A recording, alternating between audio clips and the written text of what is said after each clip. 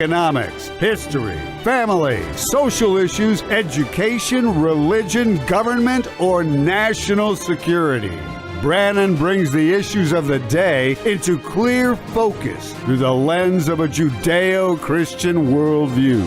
And now, here is your host, Brannon Howse. And welcome to the broadcast on this September 17th, 2025. September 17th, 2025. We'll be joined tonight by Dov Hikind out of Israel tonight. And then we'll also talk with Dr. Lana about your medical records and your ability to see them.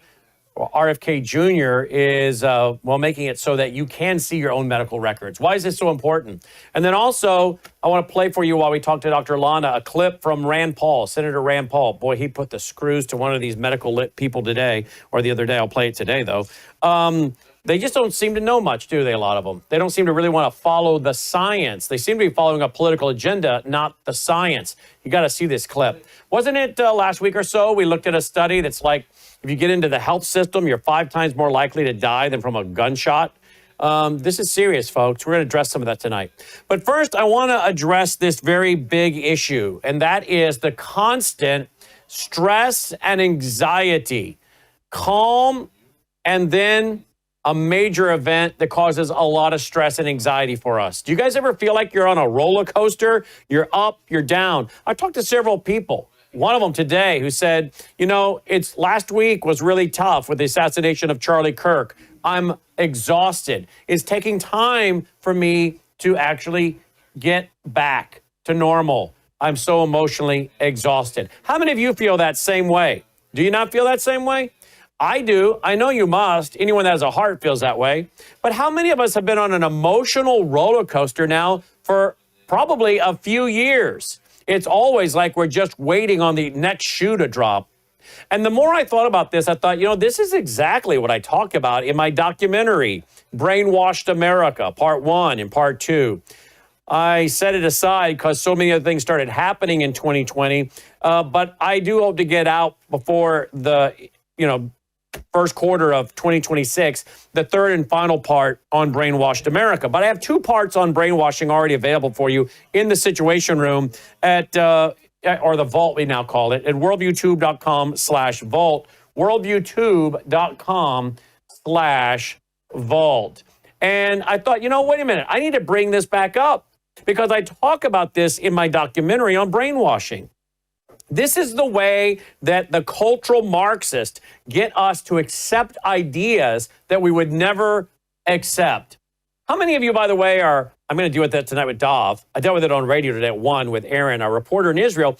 But everything now is the Jews' fault. It's the fault of the Jews. And you have some big event like the assassination of Charlie Kirk, which horrified all of us. And the visuals of it are so emotional and barbaric. And then people start injecting the Jews. Well, now maybe in this state of anxiety, you can get people to accept what you otherwise would never accept. But it's not just this issue of the Jews. It's other issues. Pick your favorite, group out there that's constantly trying to convince you of something. How is stress and anxiety used by the cultural Marxists to get us to accept things we would never accept? Well, there was a group that came to America in 1933. I've been writing about them and speaking about them for multiple years now. What, a decade or two? Well, actually more than that. I did had our first seminar on the Frankfurt School and cultural Marxism in November of 1997. November 1997. And I have not failed to say to this TV and radio audience in that time, or in my books or documentaries, that a group of them were Jewish, and they were in Germany. And they got nervous during the rise of Adolf Hitler and said, you know what, I think we're going to leave. And that group, known as the Frankfurt School, they had the Marxist Institute in Germany, came to America in 1933, many of them being Jewish. Yeah. Cultural Marxism. Yeah, there are a lot of liberal Jews. Karl Marx, Sigmund Freud. How about George Soros, right? But that doesn't mean the Jews run everything or are running the world. There are a lot of folks that are into Marxism that are Islamist. Have you noticed? Don't we have one running for mayor in in Minneapolis, one running for mayor in New York City. But it seems to be the whipping boy favorite is the Jewish people. But yeah, some of them were Jews. Some of them were not. But I'll tell you something. In a moment of stress and anxiety, and particularly during terrorism, you can get people to accept things they may otherwise never accept. Let me bring to you, if I can, a slide. Here it is. This is from John Rawlings Rees. John Rawlings Rees was with the Tavistock Institute. I'm going to tell you about the Tavistock Institute in just 1 minute. I think I'm going to blow your mind tonight, folks, to show you how it is many people are being manipulated by the continual stress in our society, then a moment of calm, and then more stress. Look at this. John Rawlings Rees said in 1940, similarly, we have made a successful attack upon a number of professions. The two easiest of them, naturally, are the teaching profession and the church. Hey, do you think there's a goal to infiltrate the church today? Yeah.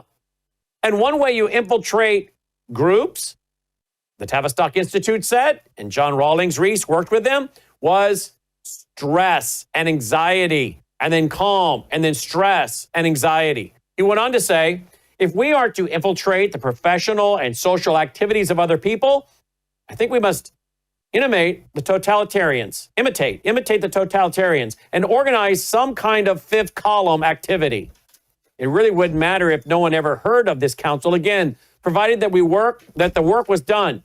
Let us all, therefore, very secretly be fifth columnists. Isn't that what's happening today, folks? A fifth column being set up of people, the cultural Marxists, psychologists that are busy infiltrating key institutions. Isn't that what Herbert Marcuse of the Frankfurt School called for? A long march through the institutions? Yeah, well, how do they infiltrate our institutions? How do they get otherwise conservative Christians, patriotic Americans, America First people to accept things they otherwise never would accept? Well, that brings us to the Tavistock Institute. This is in my documentaries, Siege, Brainwashed America, the Tavistock Institute of Medical Psychology. It was founded in 1920, and the Tavistock Institute was started in 1946. Most Americans have never heard of the Tavistock Institute, folks. But did you know that every one of us, I believe, has been subject to their brainwashing, their manipulation, their anxiety, and then calm, and then anxiety and crisis again? Isn't that what Rahm Emanuel said? You can't let a good crisis go to waste. Well, here is a friend of mine for a few decades, author, researcher Dennis Cuddy, former Department of Education official for the Reagan administration. He writes, quote, John Rawlings Rees would be a co-founder of the World Federation for Mental Health in 1948, was deputy director of Tavistock at this time. He would become director in 1932. Well, I just gave you a quote by him, didn't I? Rees developed the Tavistock method, which induces and controls stress via what Rees called psychologically controlled environments. Remember that now. Psychologically controlled environments. To do what? In order to make people give up firmly held beliefs under peer pressure. How many of you have seen this? Did we not see this under COVID? You better mask up. And if you don't mask up, you're selfish. You're narcissistic. You better get the shot. If you don't get the shot, you don't care about your parents, your grandparents. You better get that COVID death shot, that bioweapon. Peer pressure. Peer pressure. Have we not seen people pushed into hating Donald Trump out of peer pressure? Have we not seen people pressured into becoming hostile to Jewish people out of peer pressure? We see peer pressure is being used constantly. Psychological stress. Dennis Cuddy went on to say, in 1945, the Rockefeller Foundation, their medical director, Alan Gregg, was touring various institutions that had been involved in war medicine. to see if any group would commit to undertake the kind of social psychiatry that had been developed by the Army during wartime. On April 11th, 1933, Rockefeller Foundation President Max Mason assured trustees in their program, quote, the social services or the social sciences will concern themselves with the rationalization of social control, the control of human behavior, end quote. Isn't that interesting? The Rockefeller Foundation, their medical director, Alan Gregg was touring various institutions that had been involved in war medicine. And they wanted to study social psychiatry. Because you see, they knew that they could study what goes on with a soldier during wartime.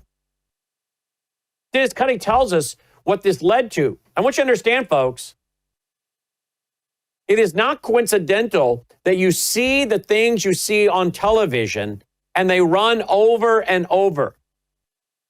It's not coincidental that pop culture and the media and the CIA, go look it up. It's not conspiracy. Go look up how much the CIA has been involved in films and movies. Don't forget about MK Ultra. To influence the minds of the American people, but you have to shock them. To then introduce things that they would otherwise never accept except under shock treatment. Shock troops. You ever heard of that? Shock troops? Sending out troops into the street to intimidate, to threaten, to scare, to terrorize people, to get them to conform. Peer pressure, conformity, fear. Dennis Cuddy wanted to say that this led to a Rockefeller grant that resulted in the birth of the Tavistock Institution of Human Relation in London in 1947.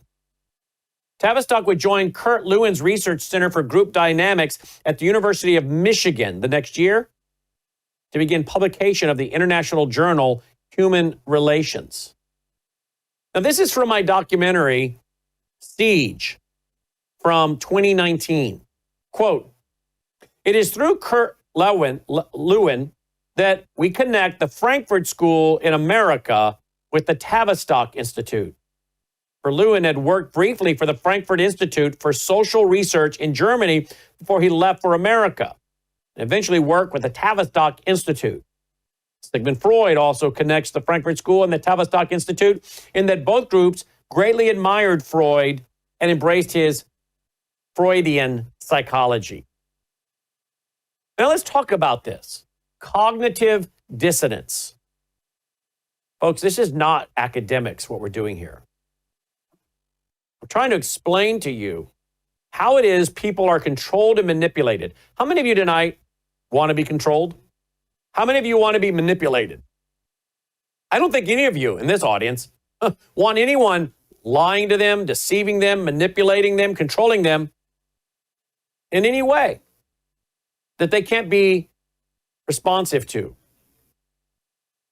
You got to know the tactics of your enemy, right? Isn't that one of the first arts of war, is to know your enemy and then know their tactics?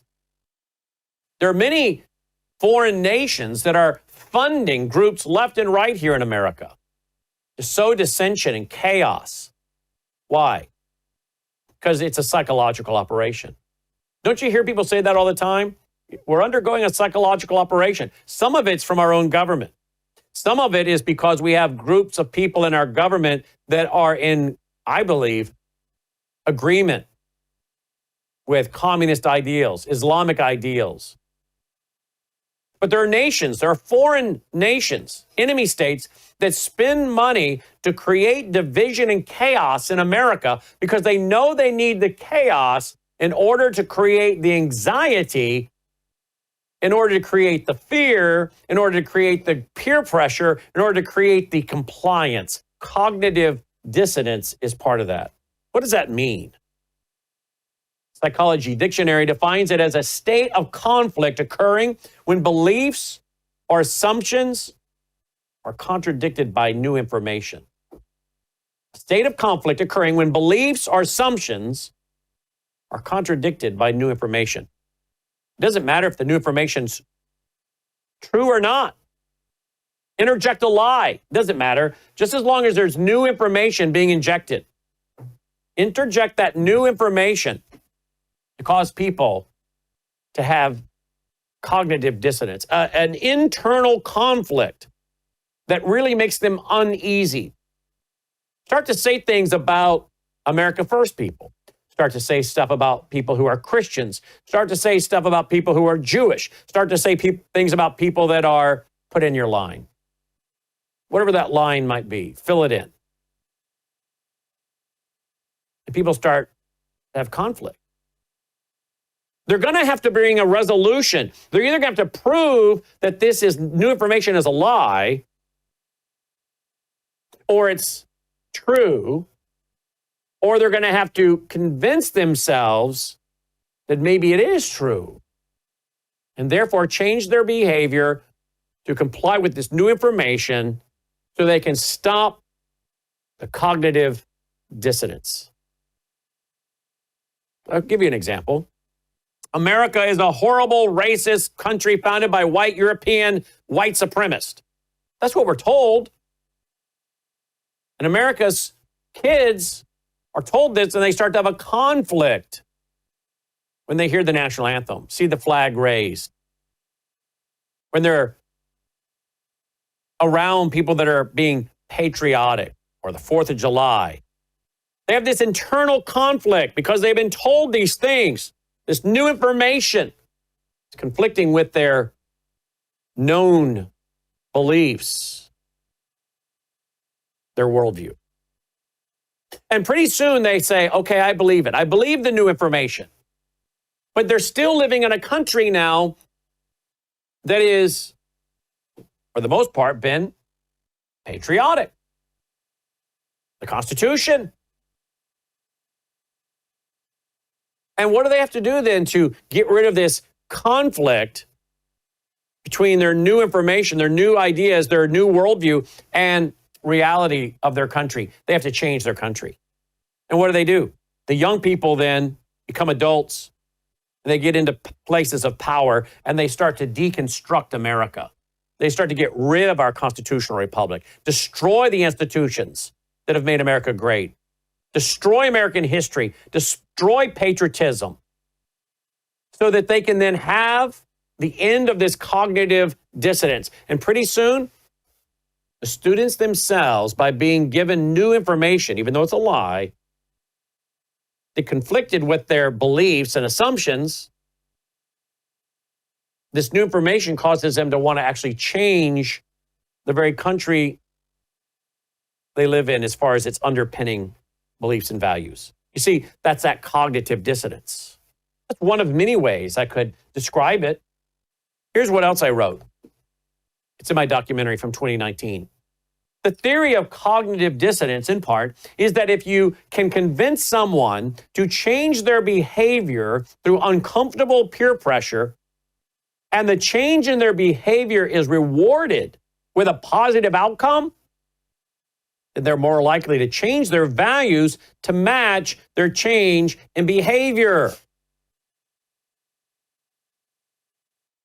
Once you change their values and behavior, you've effectively changed their very worldview. Think about a young person going off to college. Why is it that many parents will say, within the first semester of college, my college child came home, their freshman year, they came home changed. They were different. A very short period of time in their classes, among their student friend group, they have been introduced to new information about their parents, Christianity, traditional values, America, right, wrong, absolute truth. They've been introduced to postmodernism. Truth and reality are created by man, not by God. What do you mean absolute truth for all people, times, and places? No, it's subjective. It's based on what gives us the best outcome for the most people, based on your experience. Postmodernism And they're fed all of this anti-Americanism and propaganda. And when they don't comply with it and embrace it or push back against it, their friends or their brand new friends begin to challenge them, embarrass them, ridicule them. Pretty soon they realize that if I want to be accepted in this group, I need to go along. And when they do accept these values, guess what happens? They're rewarded. They're rewarded with friendships, with community, with acceptance. And pretty soon, these new values that they're now believing and embracing, and that they're being rewarded for believing and embracing and espousing, leads ultimately to the change of their very worldview. You see, your worldview is the foundation of your values, and your values is the foundation of your conduct. Let me say that again. Your worldview is the foundation of your values, and your values are the foundation of your conduct. But if you can get someone to embrace values that are very antithetical to what they have been raised to believe, and they receive acceptance and community and are affirmed by embracing those values, it won't be very long before they're willing to change their very worldview so that their worldview lines up with those values, because otherwise they will continue to have this cognitive dissonance. Well, embracing these new values, if it feels good, do it. LGBTQ agenda, yeah, that might be fine. Christians are crazy. They're white supremacist. They're just interested in controlling people. It's all a construct of a Christian culture. It's not reality. It's just things that people constructed in order to control you because they're greedy, religious, capitalist. The greatest source of all suffering and oppression is what? Christianity and capitalism. And they embrace these values, but they still have this foundational worldview they were raised with, maybe a Judeo-Christian worldview from their parents' home. Now they're embracing these new values. And when they've been rewarded, accepted, affirmed, advanced with these new values, pretty soon they've got to change their whole worldview. Otherwise, they will continue to have this cognitive dissonance, this internal conflict. And so, after just a few months at college, with peer pressure and the rewarding of politically correct cultural Marxist values, young people come home and they're different. And once they've embraced those new values, pretty soon their behavior will change, and then their entire worldview. Now they don't embrace a biblical or Christian or Judeo-Christian worldview any longer. Now maybe they embrace a worldview of communism or cosmic humanism, New Age, or a mixture thereof. How is it done? Group interplay. I go on to say and write in my documentary Siege in 2019, the converse is also true. If you apply punitive consequences on the wrong behavior, then the negative outcome makes it more likely they change their values to justify their change in behavior. Yeah. You get young people to start doing things at college or the university that don't line up with their values that they believed in and were raised in and practiced. But if they can be convinced to engage in certain behaviors, promiscuity, whatever it might be, then pretty soon their behavior is having a conflict with their values. Now they're going to change their values because they no longer can live up to those values. They have practiced that which is contrary to those values, and now they're guilty. They're feeling guilty. They're having remorse. Well, now their behavior that they've been led into changes their values. So again, they can stop this interplay of conflict. Now they say, those are not my values anymore. Those are the values that my parents taught me, and they were wrong. These are my new values. Well, their behavior that they engaged in And some of them engaged in behavior they shouldn't have because they were introduced to people and things they shouldn't have been introduced to and taking part in. And now they've let down their guard. They've let down their inhibition. And now they've engaged in behavior. And now to justify their behavior, they change their values. Now they change their worldview. You see how this works? It's a psychological process. And frankly, this is why college and college universities are so dangerous. Have you ever wondered why it was that so much pressure has been put on people now for so many decades to go to college? And that they made it so affordable in that you could at least finance it. So that a lot of, and if you don't get enough financing, then you can get some scholarships. They make it so easy in some regards to be able to go to college. Not only is it a big money-making scam largely, the banks are making money, the lenders are making money, the colleges are making money, but the progressive liberals, the Marxists, they're using this psychological setup on the college university to get your child to engage in behavior that conflicts their values, that now creates this cognitive dissonance and makes them feel guilty. And they not only are disappointed in themselves, but they know that their mother and their father and their grandparents and the people in their community that they respect, their scout leader, their youth pastor, whoever that individual or group of individuals it might be that they know back at home would not appreciate this. They would be disappointed. You see that disappointment. It's important in the life of a young person to live up to values because you want to make ultimately the Lord pleased with you and honor the Lord. But you want your mother and father to respect you and affirm your good choices.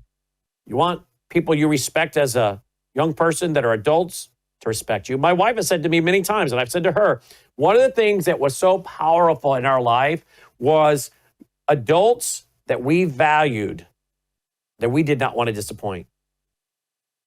Did you have anybody in your life? Was it a school teacher, a Sunday school teacher, a youth pastor, maybe a wonderful Christian woman?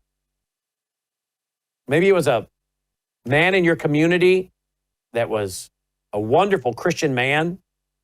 Maybe he's former military, courageous, a wonderful Christian, had so many of the traits that you as a young man maybe looked up to and you liked him.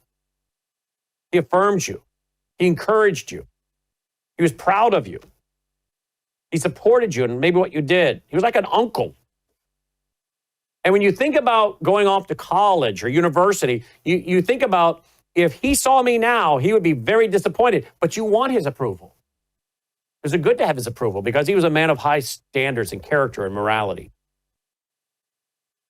But as soon as you go off to college and now you've transgressed the values that you held, that were instilled and inculcated into you by your mother and your father and your Christian upbringing, and that were embraced by men or women that you respected in your community, now that you've engaged in behavior that is against those values, you got a lot of guilt because you're afraid they're going to find out.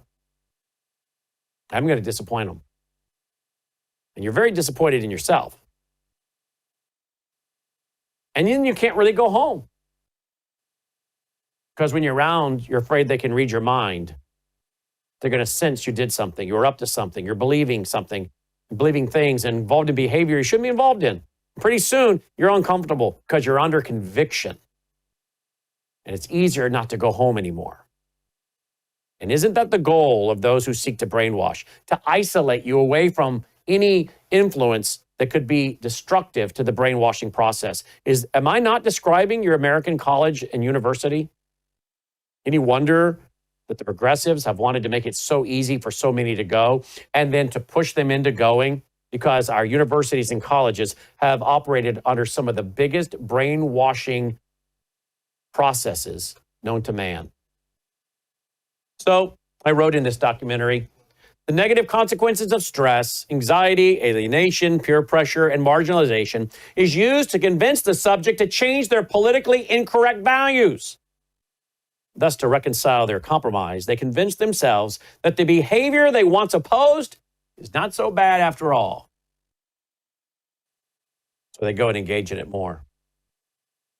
Pretty soon, their behavior is driving their values, and now they must also change their worldview to get rid of the cognitive dissonance. Remember what Saul Alinsky declared? Ridicule is man's most potent weapon. It's hard to counteract ridicule. And isn't that what happens on most college campuses and universities today? Young people are ridiculed for their belief in God, absolute truth, traditional values, standards, hearth and home, virtue, morality. So what does cognitive dissonance do? Well, it creates conflict, it creates stress, anxiety, fear, isolation, surrender, and the final goal, behavior modification. You change your behavior. Change your behavior. Now you got to change your values. Now you got to change your whole worldview to get rid of the cognitive dissonance.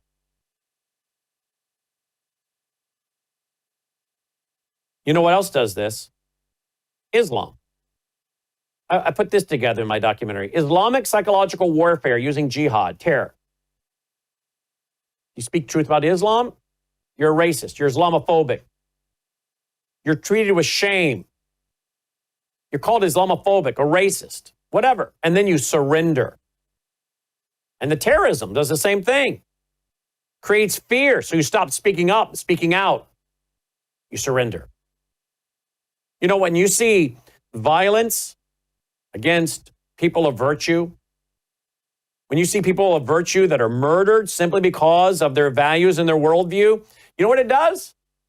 For many, it causes them to be fearful, and then it causes them to surrender. I think I told you I was out on the streets of Memphis a week ago. Not even a week ago. It's a few days ago, Friday night, doing man-on-the-street interviews, and I would ask people, what are your thoughts about Donald Trump bringing the National Guard into Memphis? We'd like to interview you about that. Boy, they had ideas. They had thoughts for it or against it. Some of them very verbal, very strong, one way or the other. And then when I would turn and say to Logan and the team, roll the camera, let's get this. And I put the microphone in their mouth. No. I can't say that on the air. I can't be filmed saying that. Why? Why not? You did great. You did great. You espoused your views and beliefs with passion. Now, I didn't have to agree with their position, but I'm looking for their position. And they articulated it. Granted, I might have to bleep out some of their words, but I was getting people for it. I was getting people against it. We ran into many people that had a strong opinion, one way or the other.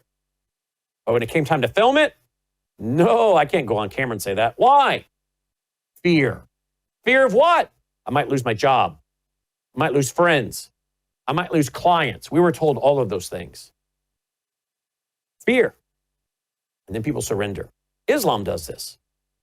Neo-Marxist psychological warfare, political correctness, which is really cultural Marxism. Traditional values, biblical values, Christian values. You're ridiculed for that. That's shame. You're shamed. And then you surrender. And then you don't talk about the fact you're a Christian anymore. You don't talk about your Christian values and beliefs. You don't talk about your conservative parents or your Christian parents or grandparents. You surrender. That conflict, that peer pressure, it creates fear. It creates surrender. Tell me how this last one, this neo-Marxist psychological warfare of cognitive dissonance, isn't going on all college campuses and universities today that are dominantly based on cultural Marxism, postmodernism. And then, of course, it leads people to saying, I don't want to hear it. I don't believe it. I don't want to confront it. And how many today, we see that. They've turned off the news. They won't watch programs like this anymore. It's too controversial. It makes them feel guilty for checking out. It makes them feel guilty for surrendering. And if they do hear what we're saying and what we're teaching, they know they can't go do anything with it. in their minds, because if they do, it's going to bring shame and ridicule. And so they surrender and they turn off all conservative Christian worldview programming. I've seen it. I have people tell me that. I don't want to hear it. Or I don't believe it.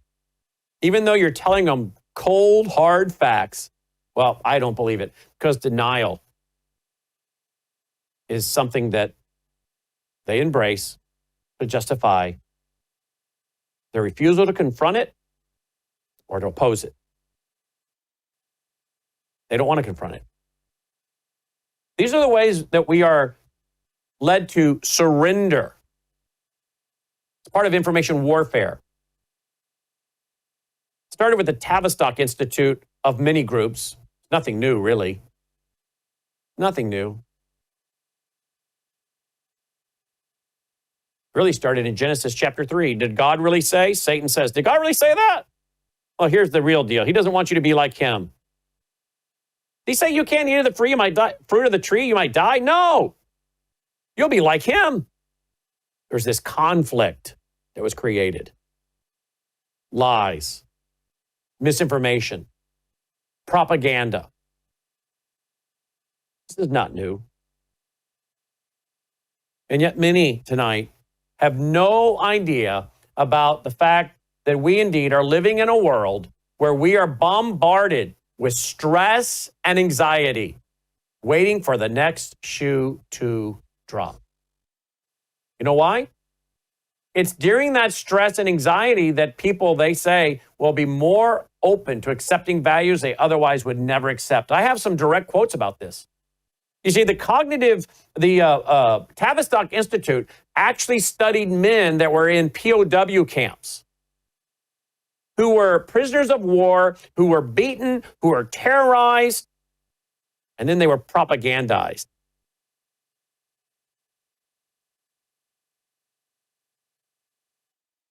And they found that if we can take that same POW warlike conflict and put that onto the average civilian, giving them the emotions of being in war and conflict and danger, life-threatening danger even, we can get them to accept values they otherwise would not accept. That's what the Tavistock Institute did. Do you ever feel like you're living in a war zone? Do you ever feel like the news and the news cycle just pushes it nonstop? And the news and the pictures get more violent.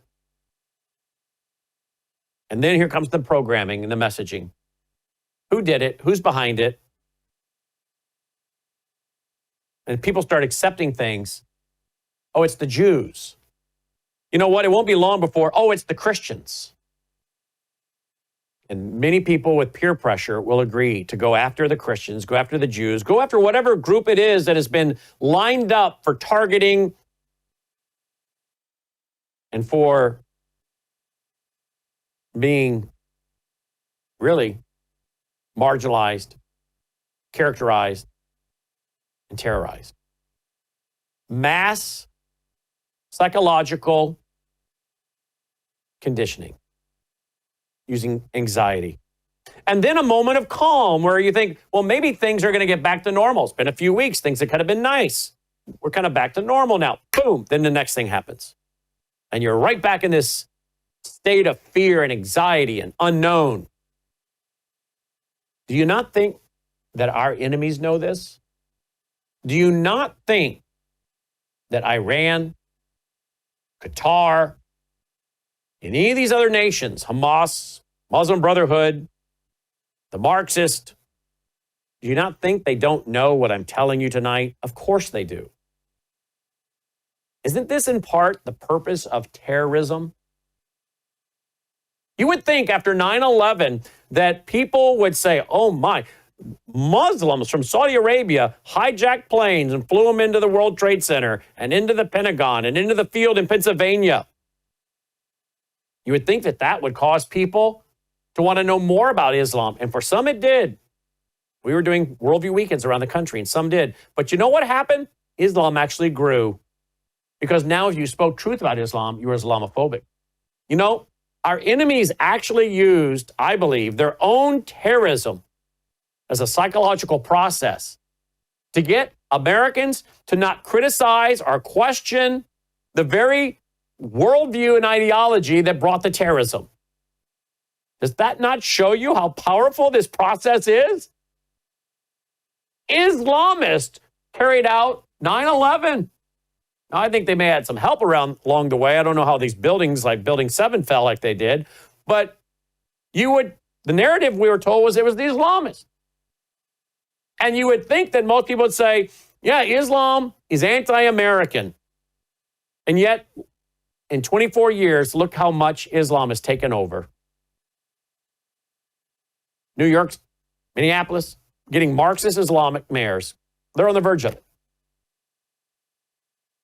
You can even have a group of people carry out terrorism and then use that shock and trauma to brainwash people into accepting the very worldview of the terrorists, or at least not fighting them. So I ask again, do you not think that the enemies of America know about these psychological processes? And if you were going to set up Jews, Christians, conservatives, whoever it might be, if you were going to set them up for persecution, what would you do? What would you do to set them up for persecution? Maybe carry out terrorist attacks, assassinations, get people afraid, and then blame it on your enemy.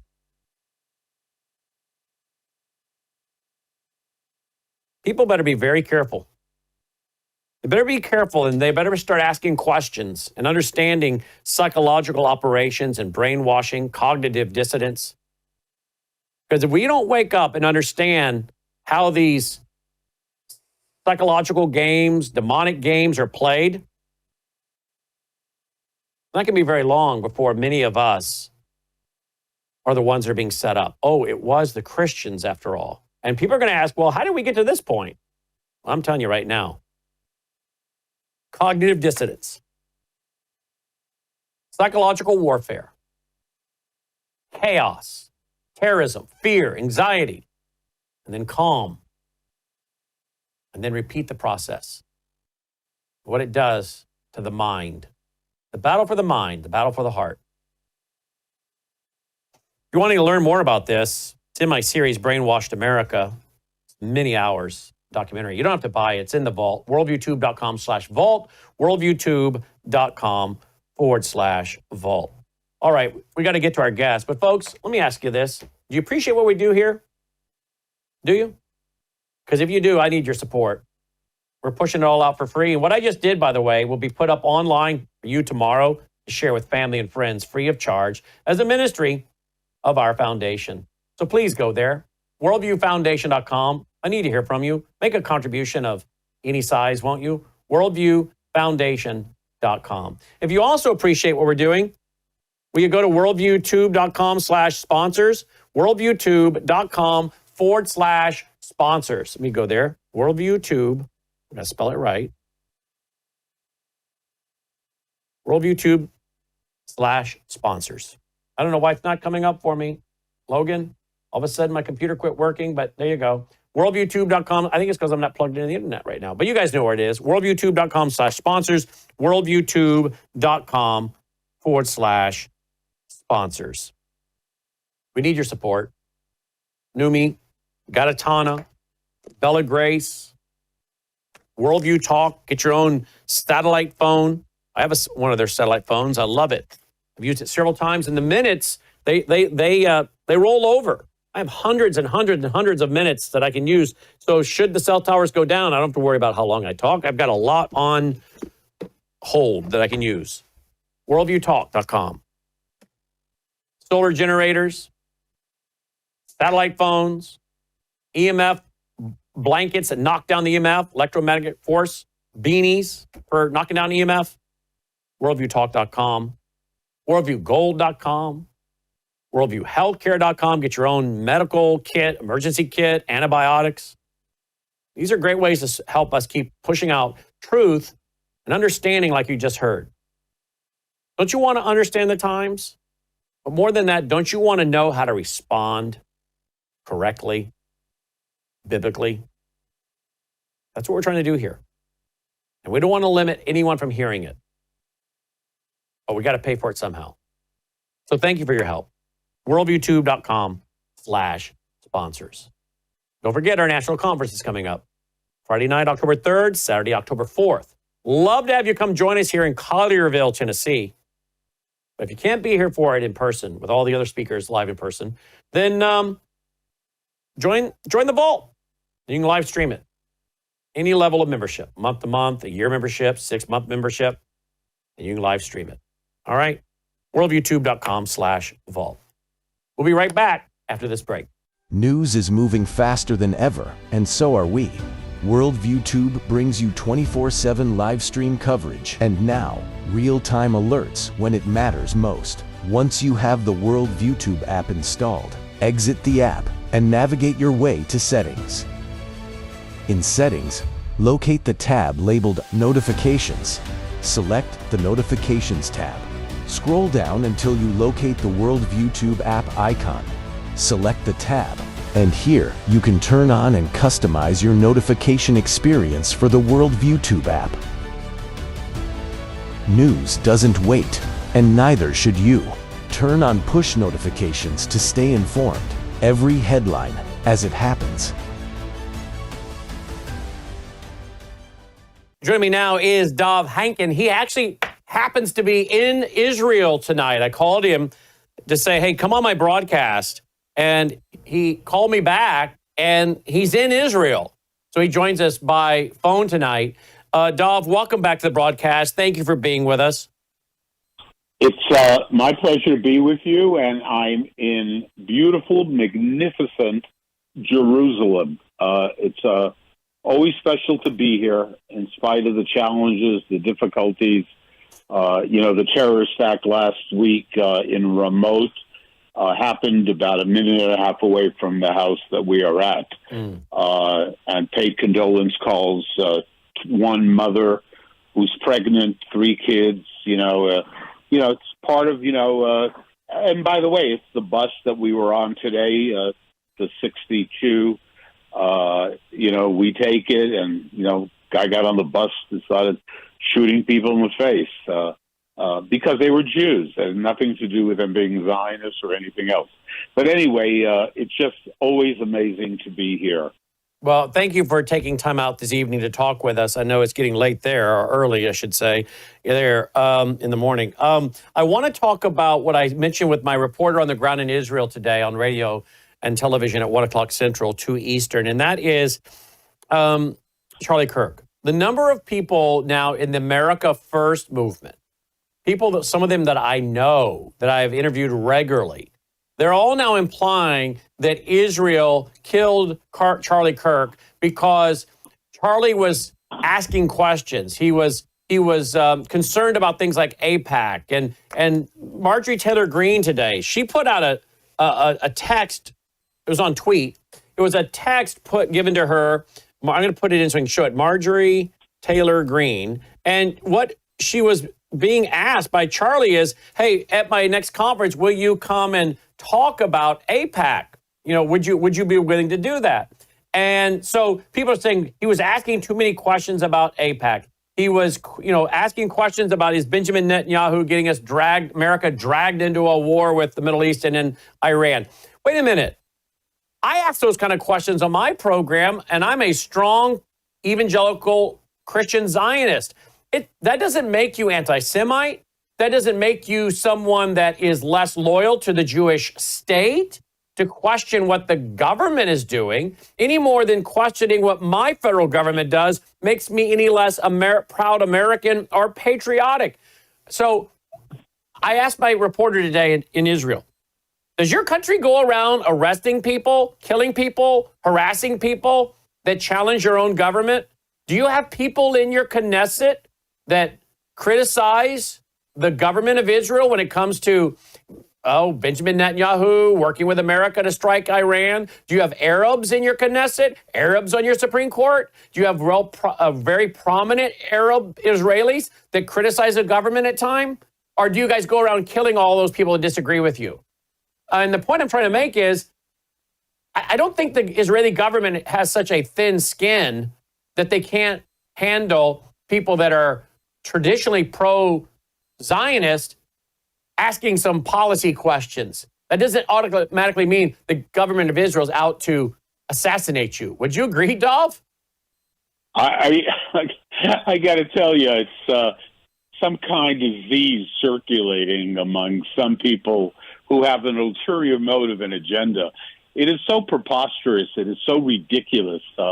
It's almost strange to talk about it, to be honest. But look, there are people who there are people who say the Holocaust never happened, or not quite the way it's presented, right? Go tell that to my mother, who was in Auschwitz in 1944 and went there with her mother and all of her family members, and they went straight to the gas chamber. Well, maybe nothing happened to them. Maybe they're still around. We just don't know about it. I mean, but you have people writing books saying the Holocaust never happened. Look, Israel is such an incredible democracy. As you pointed out, I mean, there are rallies every week on the weekend by tens of thousands of Israelis who are critical of the government. They want a deal. They want the fighting to end. They want the hostages back. As you pointed out, members of the Knesset of the government, Jews and non-Jews. Hey, it's part of this beautiful democracy here. I mean, all I have seen is admiration. The terrible tragedy that happened in America with Charlie Kirk. I mean, God, the chief rabbi of Israel, leaders of Israel, so many. I mean, the pain. I was in Israel when he was shot, and I can tell you that I was at the Western Wall while he was still alive, and I did a video to let people know, please pray. And I prayed personally at the wall, Charlie Kirk, because to me, he was a great, great hero. They don't make Charlie Kirks. He was in a class all by himself on every single level. And, people who care about Israel, who truly care about Israel, not those who have an agenda, if they think that Israel is doing something that is not good, they should speak up. They should. By the way, I don't think, the media in Israel is very similar to the media in America. They are radical left. It's hard to find much media in Israel that is on the right. They don't have a Fox television here in Israel. I mean, you can watch Fox there, but there's no Fox in terms of Israel, reporters. It's very, very, very left and always critical of the government of Israel, of Bibi Netanyahu. So, this new phenomenon. So wait a minute. Your own media personalities over there, and Charlie Kirk was a media personality. Your own media personalities over there are very critical of your prime minister and his government. But you're telling me you don't have Jewish snipers going around taking them out in your country? Right. Yeah.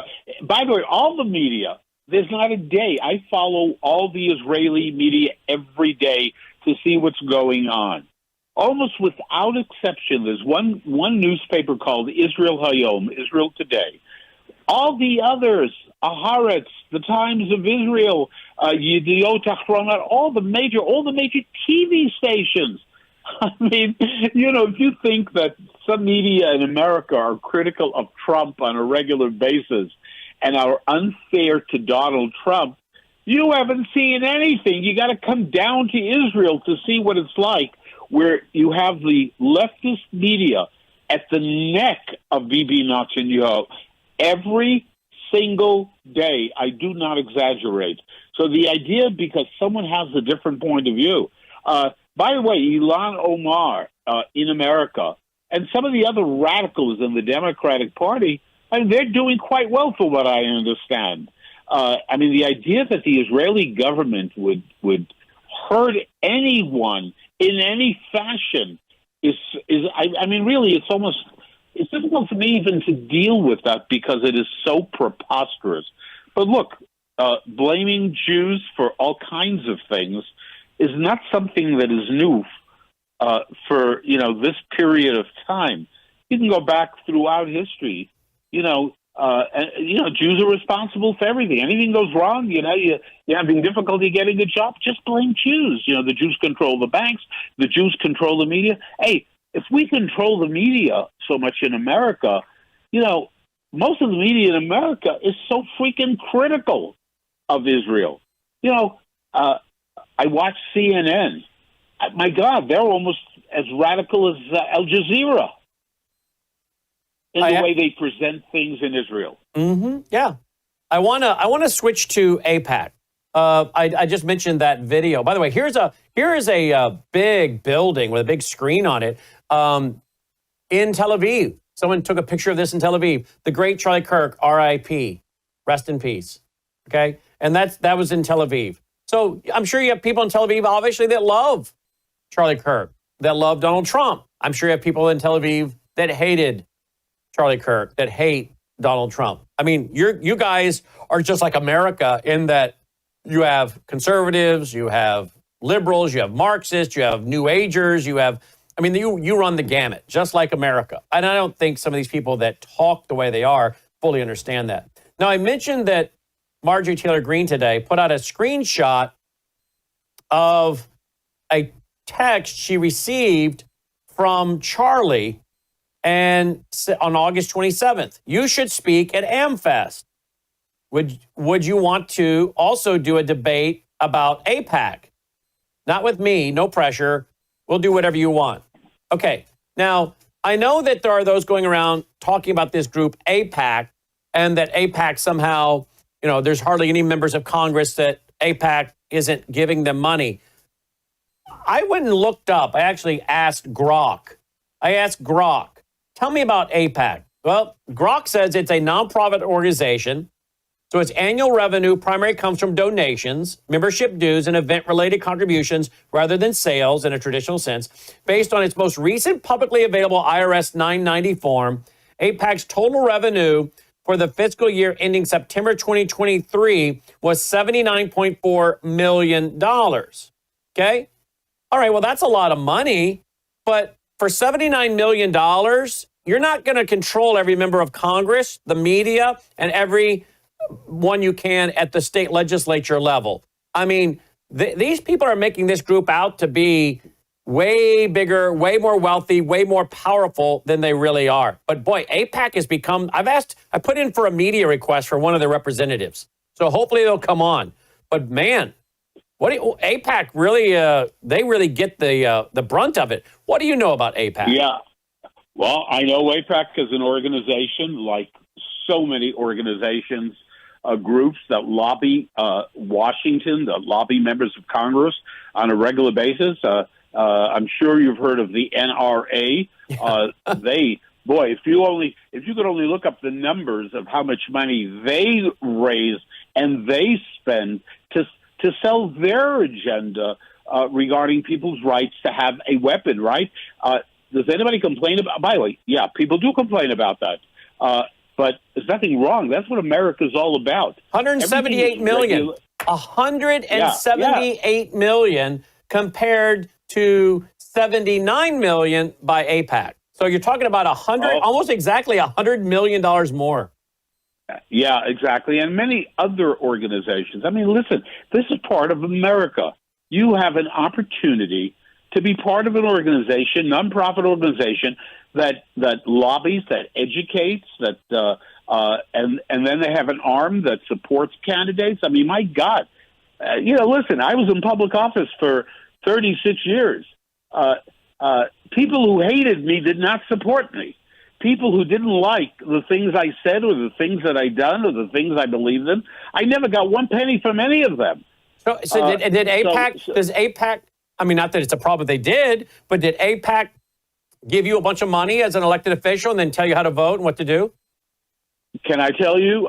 No, I never got a penny from AIPAC, never needed a penny from AIPAC, and they're more involved on a national level in terms of educating the American people on many, many different levels and supporting candidates just like God knows. I don't know how many organizations there are, but we are talking about hundreds of groups in America that raise money, support candidates, educate the American public, hold conferences, hold meetings, and do everything they can in a proper way to get people to support the things that they are advocating.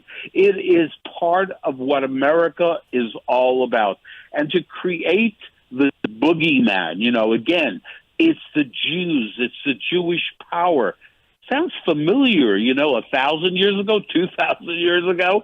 I just want to point out something, and I'm sure I've said it on your show before. The number of Jews there are in the world, not in America, in the world, total, every part of the world today is 15 million. And among those 15 million are many who support Mamdani, the guy running for mayor in New York, who's an enemy of the Jewish people. In the recent primary, he got 22% of Jews who voted for him. They didn't, you know what I'm saying? Look, America is a country. We respect other people's point of view. We don't have to agree. We can discuss. We can argue. But to make AIPAC into this boogeyman, this powerful monster that is lurking out there and controls people and how they vote is just so un-American and so pathetic. And those who indulge in that, making statements that have absolutely nothing. I mean, you look, I can say anything I want to about anybody. The next question you would ask me, if you even would give me the opportunity, you would say, do you have proof? Can you share with us the information? That would be the first question you would ask. Yeah, where's the proof that the Israeli government's the one that assassinated Charlie Kirk? We hear all this, but I haven't seen, as you say, one piece of evidence. You will never see it because it is so preposterous and so outrageous. And anyone who can indulge and say things like that, and they know that it is, they don't have any proof, for God's sake. I mean, it's a lie. It just isn't true. And yet the Jews right now make up 0.2% of the world's population. 0.2%. But you guys, boy, you are really amazing because you guys run the world. Didn't you know that? Wow. Yeah. Imagine what would happen if you guys became 10% of the population. That would be really dangerous, wouldn't it, Dov? Listen, if you walk over to people, and I've done this many times, walk over to people in America, in different cities and places, how many Jews do you think there are in the world? Ask people that question. Try that. They'll tell you, about 100 million, 150 million, 50 million, 70, 200 million? It's 15 million. And you know something? That way back when my mother went to Auschwitz, during that period of time, you know how many Jews there were in 1936 in the world? I'm going to guess. Million. How many? 15 million. Wow. So you guys have you're just now getting back to the number you were at before the Holocaust. Listen, we're very powerful. We can, listen, can we not tell anybody? We control the banks. We control the media. We control, not America, we control the world. Isn't that what the elders of Zion, that document, that false document that has been used throughout the world for the last 100 years or more, the Jews get together and they plan and plot. It's so preposterous and so ridiculous. And listen, it's part of this purely anti-Semitism. Yes, of pure course. Hate. Just blame the Jews. But you know what I don't... difficulty in life, it's the Jews. But you know what's, I guess, so convenient, is that very few people want to talk about, other than us conservatives, how much money the CCP, the Communist Chinese Party, is pumping into America. How about how much money Qatar? Here's a brand new article I put up at Worldview Report today from yesterday. Former Mossad official, Qatar is purchasing the West on behalf of Islam. Abdid Alam, a former head of the counterterrorism division in the Mossad, says Qatar presents itself as a global mediator while funding terror and buying influence through real estate, companies, sports clubs, and even politicians, all to cement its international power. So here we have the Arab world, the Islamic world. Wow, I'm going to look up while you talk, Dov. What is the population of Muslims in the world? Jews, we know, is 0.2%. But let's look at how many Muslims are in the world. And here we have Qatar, one country alone. They are funding terrorism. They're buying influence in the West. You know, here's what I say. Here's what I say, Dov. If Qatar or any of these countries wanted to create a real problem for Israel, you know what they might do? Kill some very prominent people and blame it on the Jews. That would be, of course. There you go, right? Right? Absolutely. Listen, Qatar, if you want to talk about influence, the population of Qatar, I'm just trying to remember, I believe it's 1 million or so. It's a very small population of actual citizens of Qatar. They spend billions of dollars. If the American people, if your listeners are wondering why the radicalization of Ivy League universities in this country that hate America, that hate the Republican Party, that hate Donald Trump, where did that come from? How does that happen? Well, start examining all these universities. We are talking about we can get you the numbers. It's all there. It's public. Hundreds and hundreds of millions of dollars a year being distributed to these universities. Now, do you think Qatar is doing it because they just love America?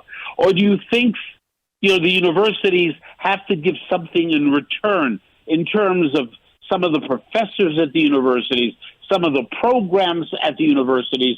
I mean, billions of dollars each year by Qatar. Why are they spending all this money in America? For what purpose? And we know what their purpose is. It's to radicalize America. Period. Simple. Look at this. World Population Review. World Population Review, folks. So you see it, all right? Muslim population by country, they break it down. Now, before I tell you this, remember, there are only 15 million Jews in the world. Actually, 14.8 million. They haven't even hit 15 million. They're just about to hit 15 million. They're under it. 15 million. How many Muslims are there in the world? How many? You guys don't know the answer? How many Muslims? Well, I know Two billion. 2 billion. 2 billion. Oh, my God. Oh, my God. Now, the point I'm making is, not all those Muslims are, Jew-hating, Holocaust-denying, Hitler-defending, jihadi-preaching Muslims. Some of them are like my friend Shahram Hadian, whose daddy said, I don't want to live under Sharia, and got out of Iran 6 weeks before the fall of the Shah, and he was a pork-eating, beer-drinking Muslim. So he wasn't serious. Right? So, but let's just go. But we don't give that same generosity to the Jews. No. We don't see that same generosity. Well, there are 15 million of them, but no, all of them are X, Y, and Z. No. There are liberal Jews, conservative Jews, as we've already said. And we're going to do that same thing with the Muslims. Some of them, I'm Muslim by birth, but they don't practice. They don't know squat about the Quran. They don't care. But there are 2 billion of them, all right? 2 billion. Now, let's figure out which percentage of that 2 billion actually hates the Jewish people, hate America, and want to bring down the great Satan and Israel that they see after us, the great Satan. Why are we not having that conversation? Why don't we talk about the Muslims that run the world? Absolutely. What percentage of the Muslims have owned stock in Fox News, right? I mean, we can go on down the line. And we already done it just with Qatar, but somehow the Jews keep popping up. I have to start wondering how much money is being pumped into America, the universities, the media, by the enemies of America and Israel to go after the Jews and the Zionists. Yeah, no question. And those, by the way, polls have been done in many, many countries like Egypt and Jordan, Syria, on and on and on. And I can tell you that in all of those polls that I've seen over the years, they hate America. They hate Israel, the big Satan, the small Satan. They hate America. And, again, Qatar is only one example of the influence by enemies of America. I mean, I don't know, honestly, I don't know how they have gotten away with this all of these years. They harbor the leaders of Hamas. All of these years, they live in hotels in Qatar. They have a great life. They eat well, they live well, et cetera, et cetera. And other terrorist organizations are harbored by Qatar. How the hell did they get away with this? How come no one has made an issue of this? I imagine that billions of dollars a year does influence people. Yeah. Well, how much money does CARE bring in? How much money does Council on Islamic Relations bring in a year, right? And then we could just keep on going down the line of all these groups and how much money they bring in. But somehow it's the 0.2% under 15 million Jews that rule the world. And if you dare question them, even if you're a evangelical Christian Zionist like myself or Charlie Kirk was, if you question them, and we have, we said, hey, Benjamin, we're all for you having your Jewish state. We'll defend your right to the state. Absolutely. We will fight those coming after your people. We will defend our Jewish friends in America. But look, while we are pro-State of Israel, we don't want boots on the ground. We don't want our sons and daughters on the ground over there. We don't want to get dragged into a Middle Eastern war. Let's try to negotiate our way out of this. That doesn't make us anti-Israel. That doesn't make us worthy of being taken out by the Israeli government. What it makes us is people that don't want to see American or Jewish children. We call them our children as you get older. They're all your kid. They're your children. I mean, Logan's 22, but he's still my child. I mean, that just means we want to see as few good Americans and Jewish young people die in war as possible. I don't think the Israeli government is threatened by that. I think you guys have pretty thick skin, particularly what you guys have been through for over 2,000 years. Absolutely. Listen, if you can get me the phone number of the Jews who control the world, the people who control everything, if you can get me their phone number, maybe they could help me out with the out-of-control anti-Semitism in Canada, the out-of-control anti-Semitism in France, England, Belgium, and we can go on and on. Maybe some of my fellow Jews who control the world, we control the world. Why are we not dealing these people who control the world, these Jews, with all this power? How come we're not more successful in dealing with the hatred against the Jewish people that we haven't seen since the Holocaust, actually? That's right. Since the Holocaust. We haven't seen anything like this. I just want to tell you one thing as a very, very proud American, and I'm returning to the United States tomorrow. Can't wait to get back. Also, I'm a very proud Jew. And, it's tough to see some of the horrible things being said and done, the hatred on the part of whether it's some Americans on the right, the left, it doesn't really matter. But I got to tell you, it's part of history. You study your history. Hey, it's okay. We know this is what happened. The good news for the Jewish people, as you know, we're not going anywhere. There was a Holocaust. There were pogroms. They murdered Jews. They kicked Jews out of Spain, out of Portugal, out of France, out of England. You name it. You name the place in the world. They killed 6 million Jews. They're trying to destroy the state of Israel and kill another 7 million Jews. No question about it. That's the goal. Kill, murder every single Jew. I got to tell you, okay, to win in the end with God's help. God runs the world, period. Amen to that. Dov, just for the record, Some of the skeptics and critics might be asking, I wonder how much AIPAC paid Brannon Howse to do this segment tonight. You know how much, folks? Zero. You know how much money AIPAC... You got the same as me.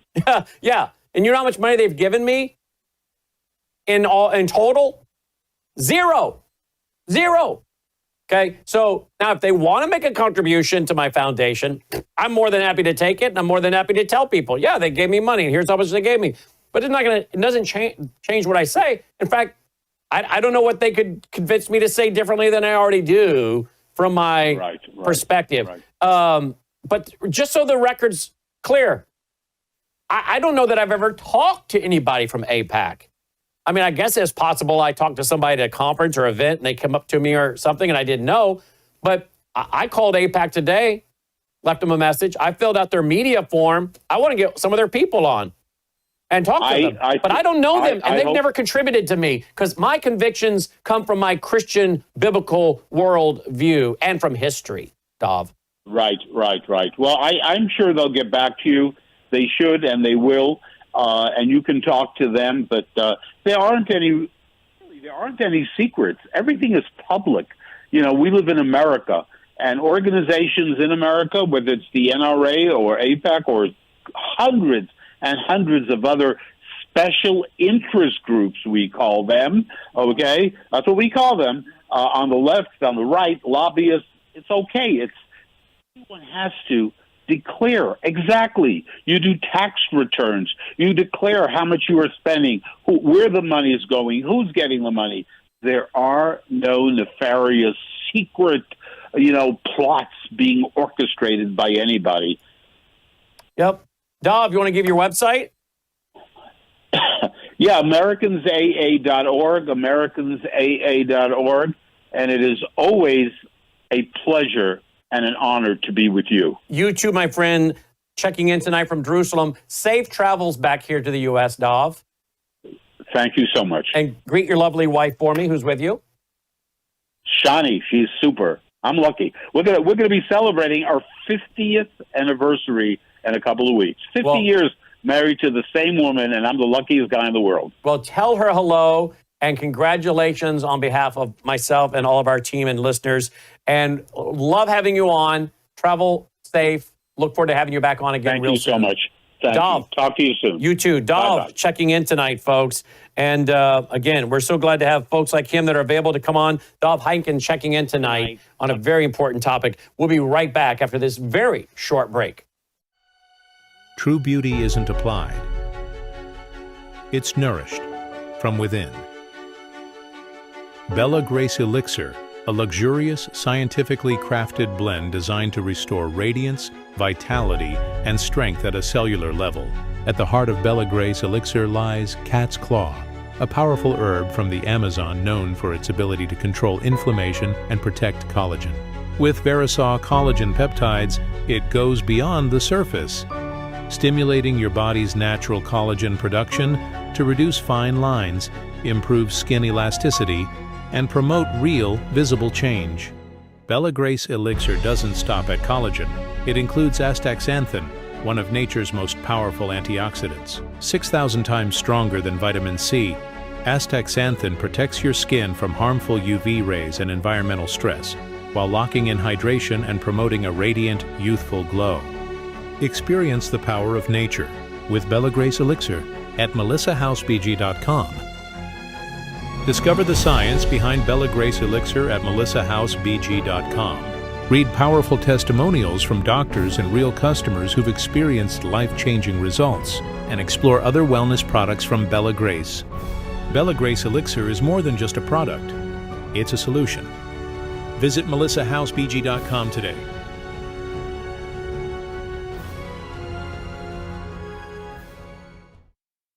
Joining me now is Dr. Lana. Did you know today is Global Patient Health Safety Day? And RFK has a great clip, and Rand Paul takes on Bernie Sanders. Joining me to discuss all this and more is Dr. Lana. Welcome back, Dr. Lana. Thanks for being with us. Oh, always a pleasure. What is Global Health Patient Safety Day? What's that all about? Well, it's about being your own health advocate and making sure that you and your family members are not overtreated in the medical system. If you're in and out of the hospitals, or if you're just in and out of doctors' offices, you have well-meaning doctors, but you need to learn how to speak with your allopathic doctors so that you get the best care, and that so you're heard and you're not injured and you're not overtreated. Well, that's a good thing, because if you're overtreated, what can that mean if you're overtreated? Well, it happens almost automatically, sadly, in our country. And again, I was trained by extraordinary medical doctors. We all took an oath to do no harm. Everyone means well. So this isn't against, your medical doctors, or against, having surgery and all of that. So there's a time and a place. But you need to know that in the main, most people that are in the medical system, if you're seeing a doctor regularly, if you're on medications, it's highly likely that you could be over-medicated, over-treated. So, and people don't know what to ask their medical doctors. We're actually doing a program at your conference about this to really help people get educated so they know how to talk to their medical doctors, what questions to ask, how to know if they're over-treated or not. Most people, for example, could be on 2 or 3 medications and there's contraindications because perhaps a specialist, maybe a kidney specialist, a nephrologist is putting them on medication for their blood pressure, but their cardiologist is putting them on medication for their blood pressure. And doctors are busy. And the average patient visit in the United States is about 7 to 9 minutes. So they typically don't have time to go through your chart, and they don't have time to interview patients, like I do, and get a complete medical history and take a look at, what they're taking and why they're taking it. So most Americans in the system are over-medicated, to say the least. Wow. 7 to 8 minutes with your doctor, huh? Right. That's the average. That's just ridiculous. Okay. Let's go to something that RFK came out today. I want you to speak to this, if you would, please. Here he is. Hello, everyone. I'm Robert F. Kennedy Jr., your HHS secretary. I want to ask you a question about your healthcare data. Should you be able to decide who accesses it? Should you be able to view it on your phone? Or should healthcare companies be able to block you from sharing it with trusted parties that you designate?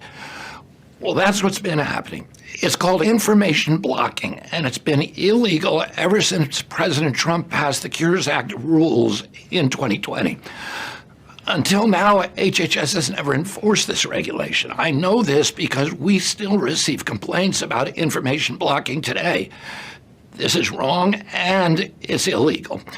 This is 2025, nearly 10 years after Congress passed the Cures Act.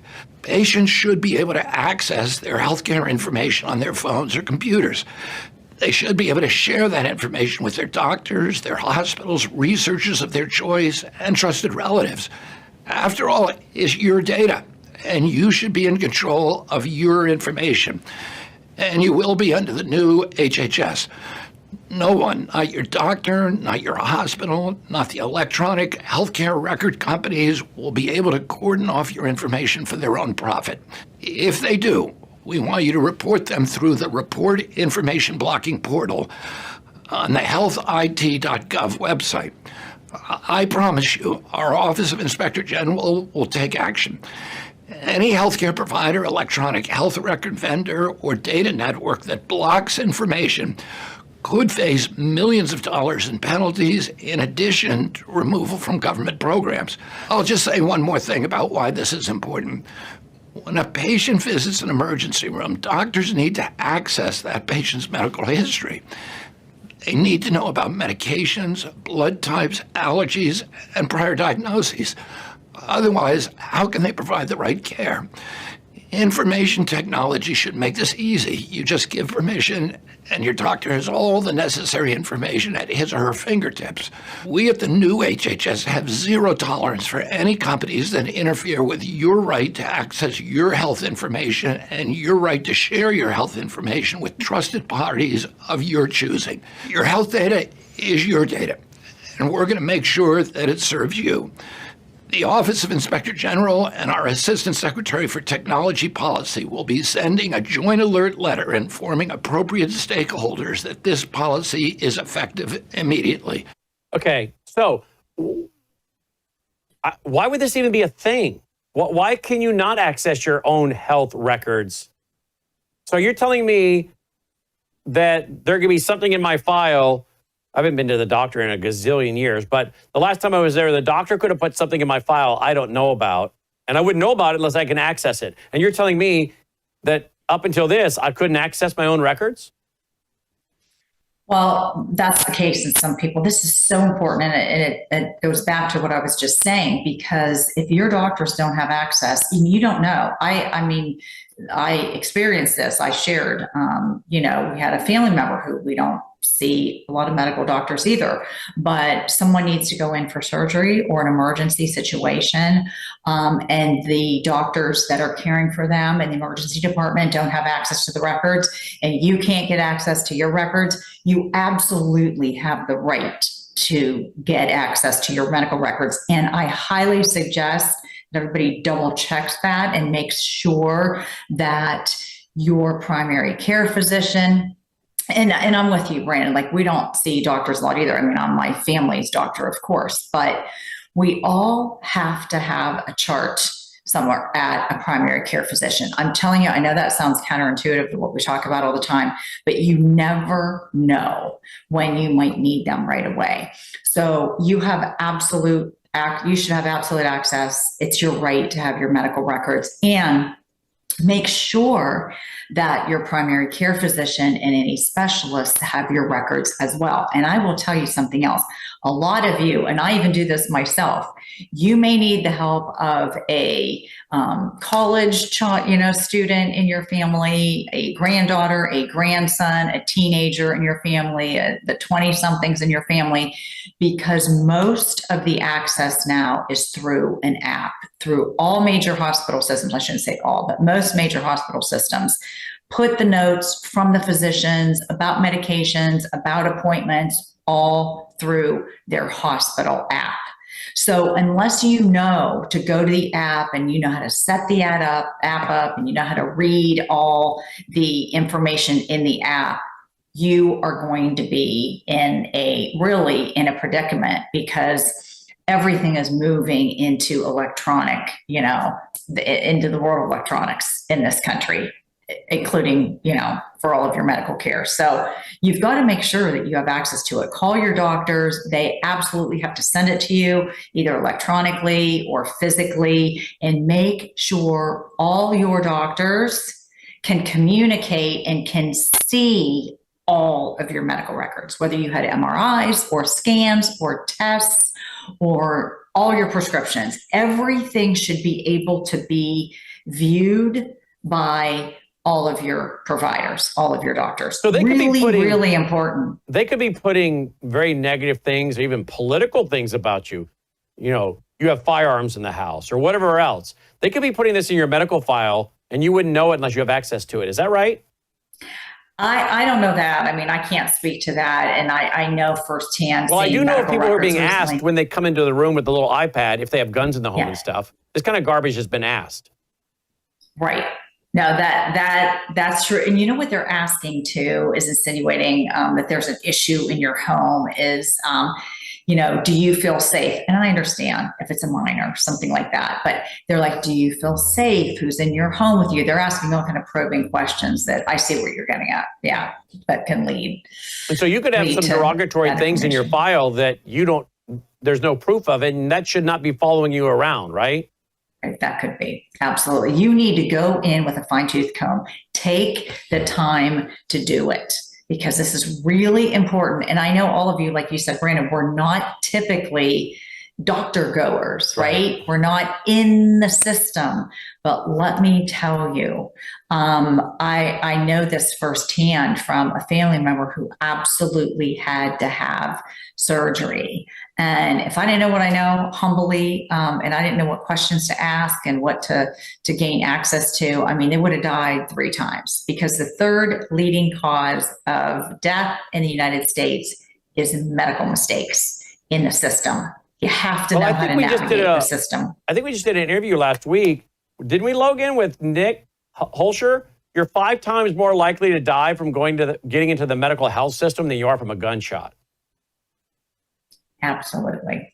Absolutely. You're over medicated, you're over treated, there's a lack of communication. Providers are changing all the time, meaning you may go in the hospital or you may have an appointment and there's one primary care physician taking care of you that day. And if your family member is there for longer than a day or two, they have a new primary care physician taking over the case. And then a day or two later, a new primary care physician. And the specialists come in and see you, they may not return. I mean, you have to be in total control of what's going on. And most people don't know what to do or don't know what to ask.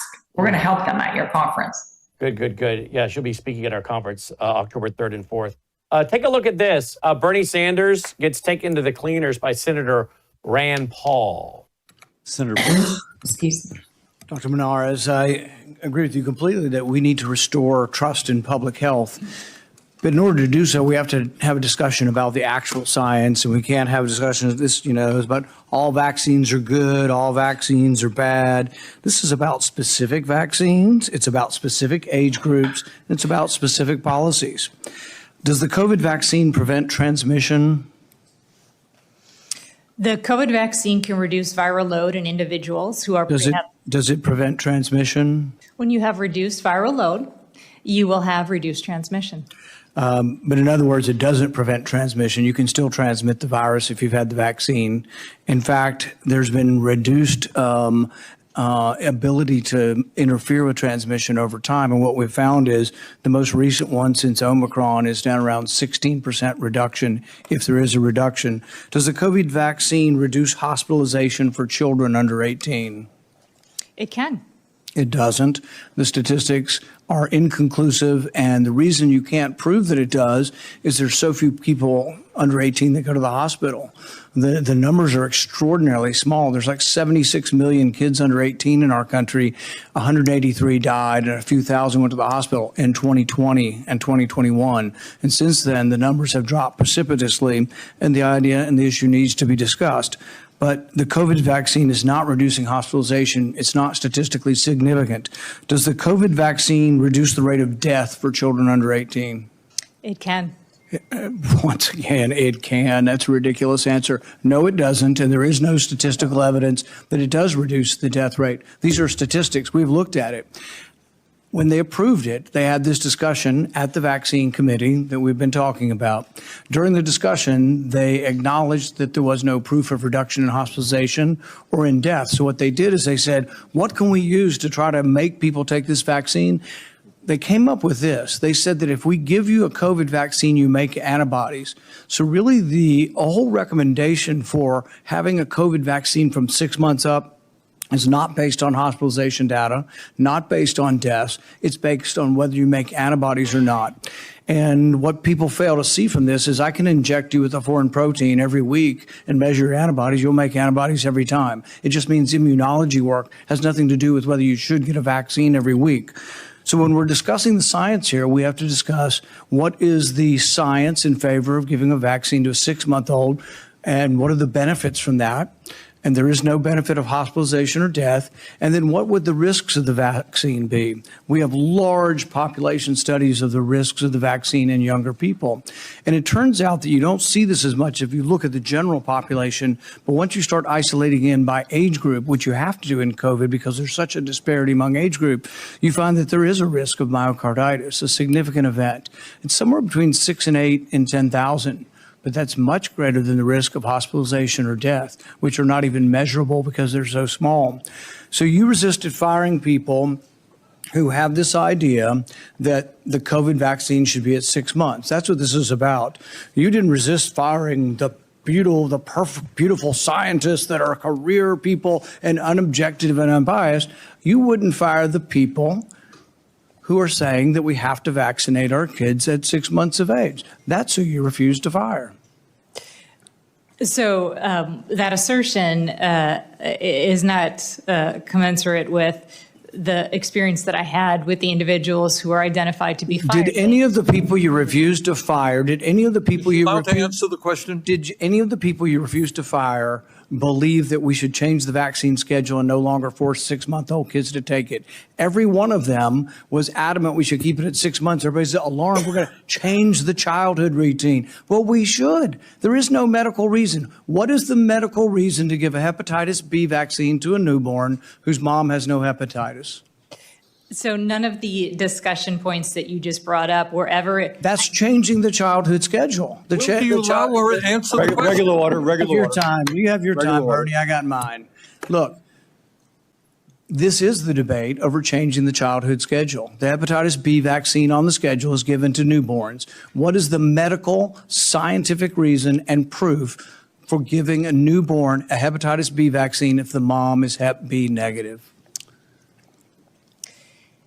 I want to go back to the assertion associated. What is the medical reason for giving a hepatitis B vaccine to a newborn? See, everybody's like blithely going along. We can't change the childhood. You're somehow terrible if you want to change the childhood. We should be discussing what is the childhood vaccine schedule, and the burden should be on you. You want to make all the kids take this? The burden is upon you and the people you wouldn't fire to prove to us that we need to give our 6-month-old a COVID vaccine and that we need to give our 1-day-old a hepatitis B vaccine. That's what the debate ought to be about, not whether all vaccines are good or whether we live in Alice in Wonderland. Wow. What? Let's see what she says. I agree with you. And I was open to the science. I just would not pre-commit to approving all the ACIP recommendations without the science. Well, I think he just presented some of the science and was trying to get you to answer the questions on the science, and you wouldn't do it. Like, again, why does a 1-day-old child need a hepatitis B shot if their mother doesn't have hepatitis B? I mean, that's just common sense, right? Science. And that shot only lasts like 7 years. So you're thinking that your child between day 1 and 7 is going to become an illicit drug user or actively involved in sex. Well, I think we got a bigger problem than the hepatitis B if your child between day 1 and 7 years old when the shot wears off is involved in illicit drug use, shooting up, and intercourse, right? So how many parents know that this hepatitis B shot, which we rejected for all of our children, and that was, my oldest is 29, so we rejected this garbage out of hand a long time ago. I'm sorry I didn't reject some of the other vaccines, but we were bullied by a complete moron and idiot of a pediatrician who I'd love to have him run into me now, because I really would like to tell him what I think of him now. But he doesn't live in the same state, and I don't know if I would even know him and recognize him if he walked by me, but a complete jerk. But I got smarter than I did with my first child. I got smarter with my second and my third. And maybe that's the reason Logan is so bright, is because I basically gave him nothing. But I didn't give the hepatitis B to any of my kids. So there's a perfect example, in my opinion, why you should not trust most of these people in the medical community. And I know I'm speaking for myself. Most of them are idiots. I deal with them, okay? They're on their second, third marriage. They can't manage their finances. They're a mess. I'm thinking, these people are not real bright people. I mean, what do you call a guy or gal that graduates at the bottom of their class of medical school? Doctor. So, I mean, let's think about it. Not all of these people are that bright. I've had plenty of attorneys and plenty of accountants. I have fired accountants. I've gotten rid of attorneys. Because guess what? There are good attorneys or bad attorneys. There are good accountants or bad accountants. Same thing with doctors.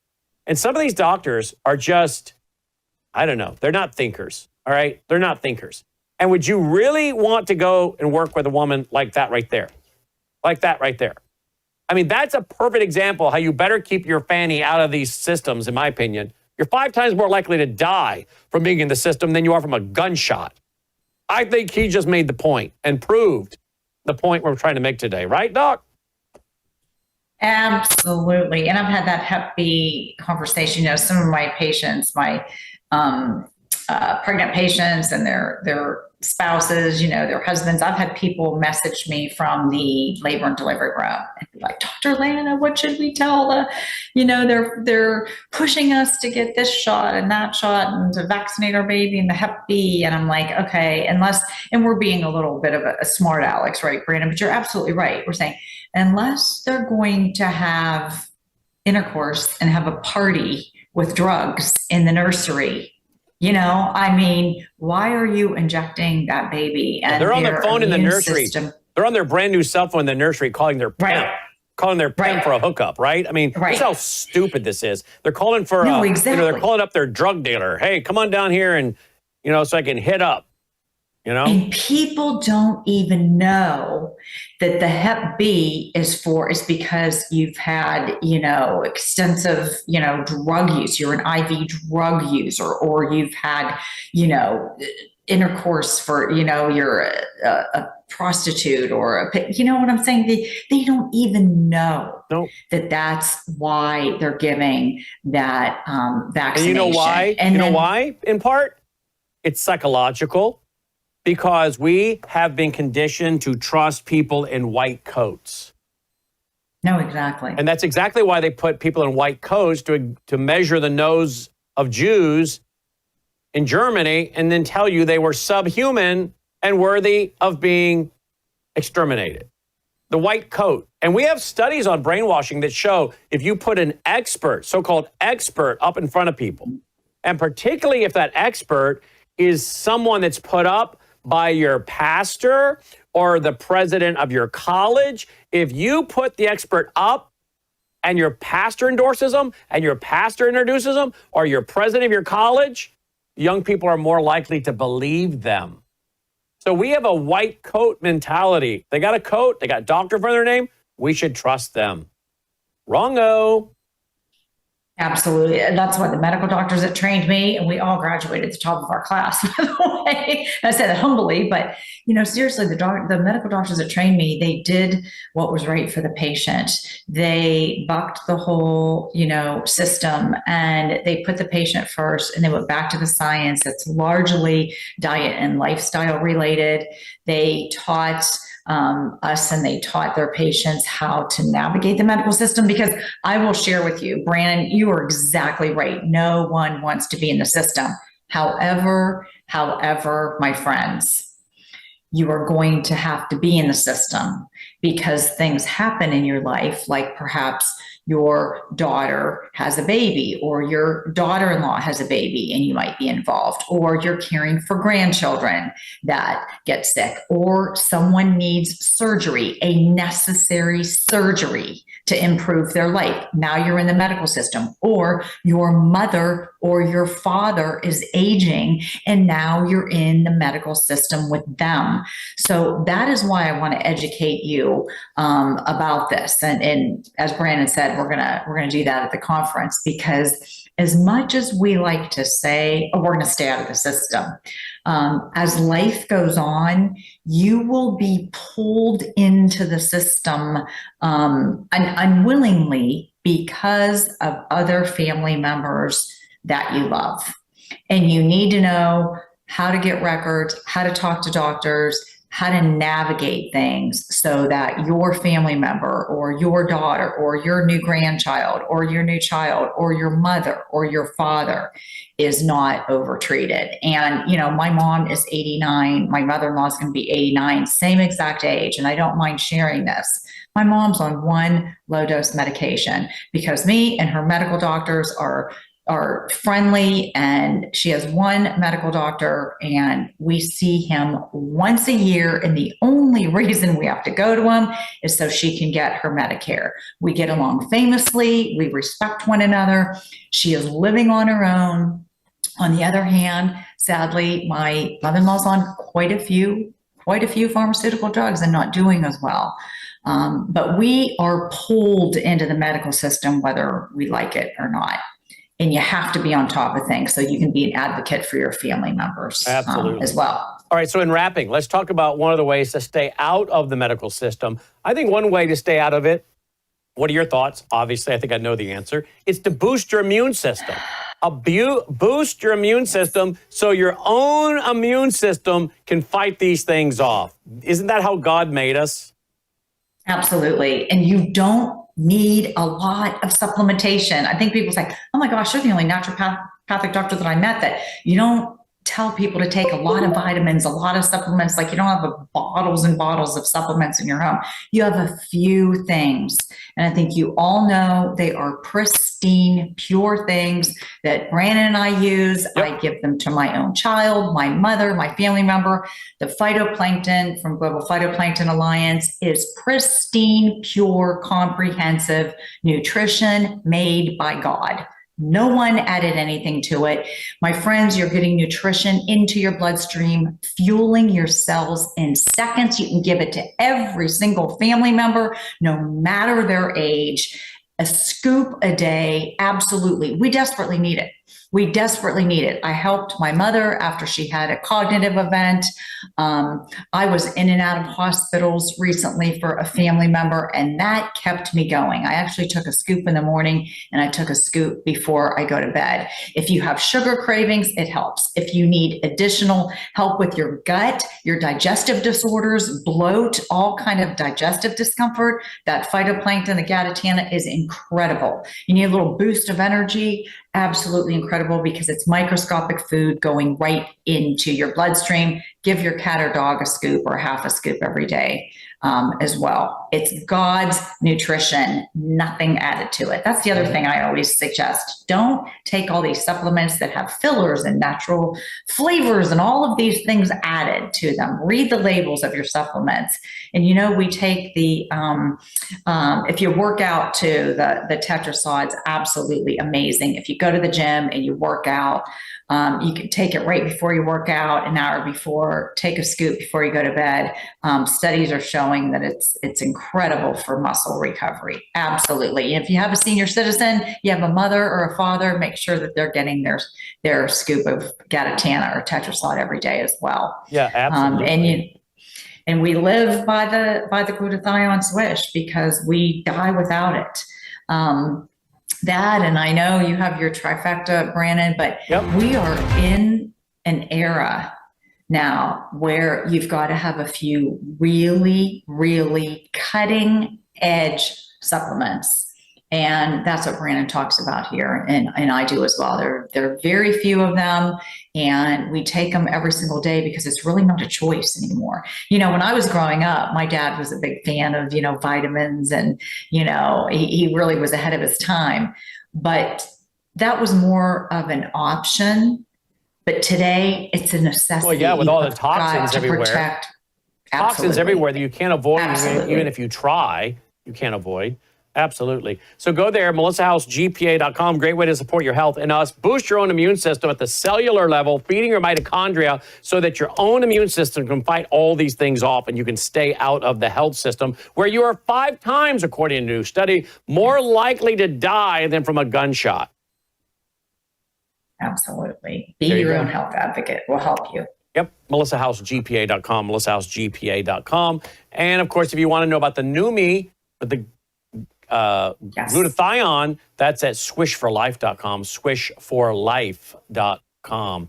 Dr. Lana, looking forward to having you with us here in Memphis, October 3rd and 4th, and helping make America healthy again. Look forward to seeing you soon. It'll be an honor. Have a great night. You too. All right, guys, that's our broadcast for tonight. Hey, if you want to share what we're doing with other people, get them to go to worldviewstore.com, worldviewstore.com.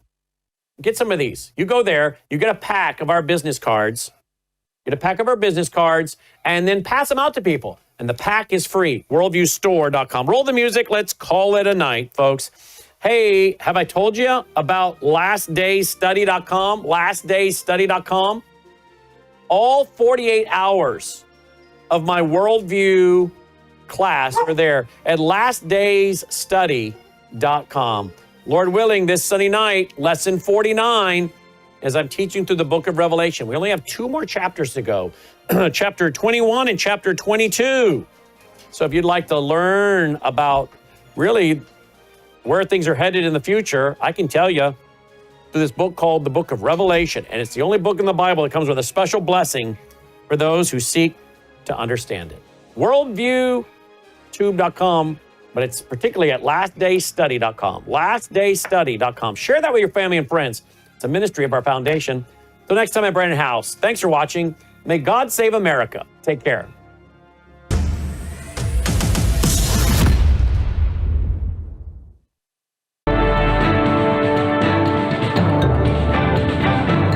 Faith, spiritual values, moral issues, government,